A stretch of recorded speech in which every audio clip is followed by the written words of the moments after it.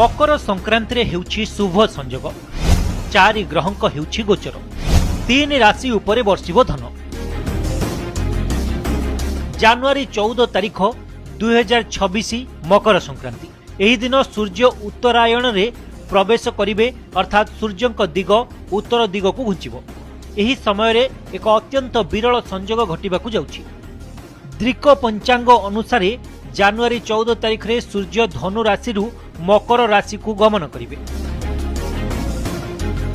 यार गोटे दिन पूर्वरु जानुआरी 13 तारिख रे शुक्र मकर राशि रे गमन करिवे।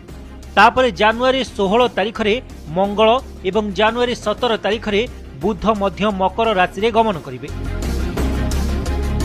मकर संक्रांतिर शुभ अवसर रे ग्रह मानकर एही पछकु पछ गोचर 3टी राशि पाई शुभ बोली कहा जाउछि। तेबे एही शुभ तालिका रे केउ राशि